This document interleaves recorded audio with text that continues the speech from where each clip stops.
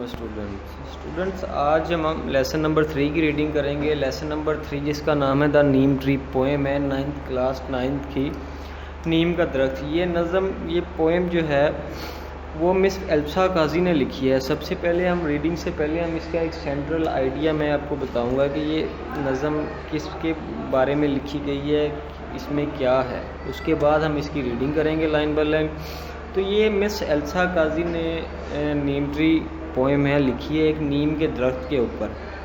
اس نے کہا ہے کہ یہ دیکھیں ایک نیم کا درخت ہے جو تپتی ہوئی دھوپ میں بھی انسان کو محفوظ کرتا ہے, انسان کو چھاں دیتا ہے, سارا دن گرمی میں کھڑا رہتا ہے, کوئی مسافر ہو مسافروں کے دکھوں کو دور کرتا ہے, ٹھیک ہے, اور تپتی ہوئی بغیر بارش کی کرنوں کے پھر بھی وہ اس کے پتے جو ہوتے ہیں وہ سر سبز رہتے ہیں اتنی دھوپ میں بھی, ٹھیک ہے.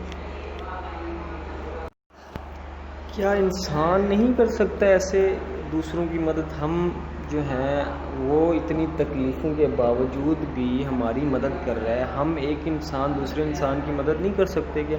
اس کا سینٹرل آئیڈیا ہی یہی ہے کہ ایک انسان کو دوسرے انسان کی مدد کرنی چاہیے.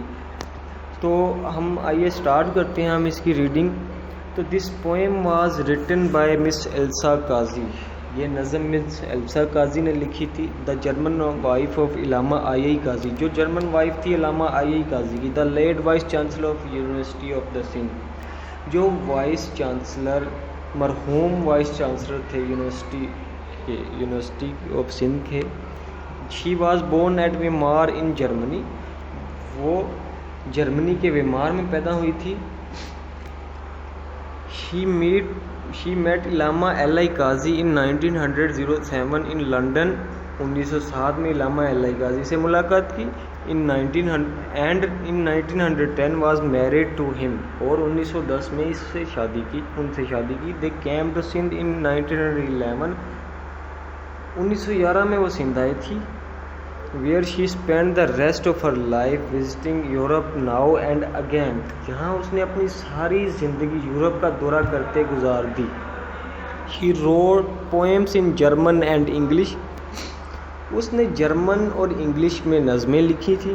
and also helped her husband in writing his book Brown Girl in Search of God. اور Brown Girl in Search of God اپنے ہسبینڈ کی کتاب brown girl in search of God لکھنے میں مدد کی تھی. شی ڈائیڈ ان حیدرآباد آن مئی 28, 1967. 28 مئی 1967 کو حیدرآباد میں انتقال کر گئی تھی. And is buried beside her husband at the Sindh university campus Jamshoro. اسے اپنے شوہر کے ساتھ سندھ یونیورسٹی کیمپس جام شورو میں دفن کیا گیا ہے. تو آئیے ہم پوئم کی ریڈنگ کرتے ہیں یہاں پہ.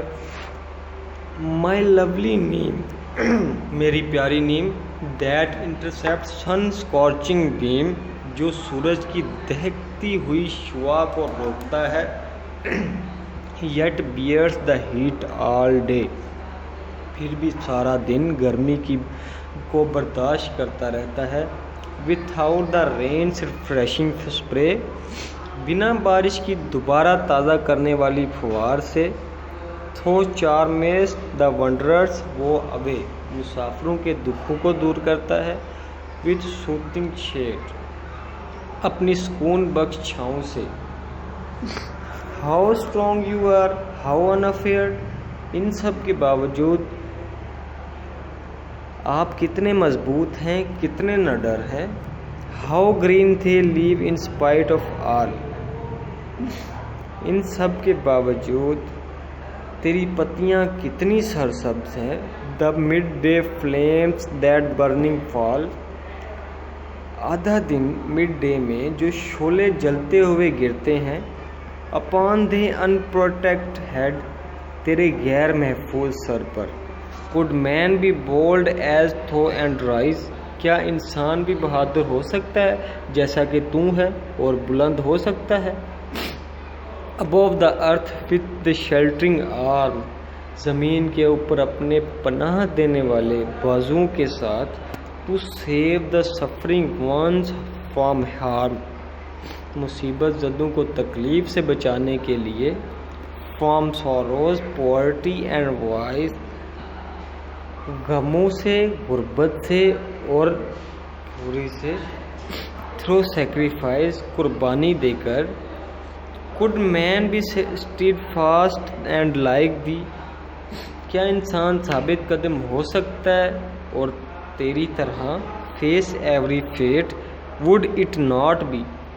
ہر تقدیر کا مقابلہ کر سکتا ہے، کیا یہ نہیں ہوگا. would it not be. کیا یہ نہیں ہوگا. fulfillment of life's loftiest dream. زندگی کے بلند ترین خوابوں کی تکمیل. my lovely name. میری پیاری نیم. تو اس کی ریڈنگ کر کے بھی ہمیں یہی پتہ چلتا ہے کہ یہ انسانوں کی مدد کرتی ہے. یہ دھوپ میں، تپتی دھوپ میں شاؤں کے نیچے کھڑی ہری بھری، پھر بھی انسان کو شعائیں دیتی ہے، مسافروں کو ٹھنڈی ہوا دیتی ہے. تو اسٹوڈنٹس، آج کا ہمارا یہاں پہ ٹاپک ختم ہوتا ہے، ریڈنگ مکمل ہوتی ہے. اپنا خیال رکھیے گا. کوئی بھی کوشچنس ہو آپ مجھے کمنٹ باکس میں پوچھ سکتے ہیں. خدا حافظ.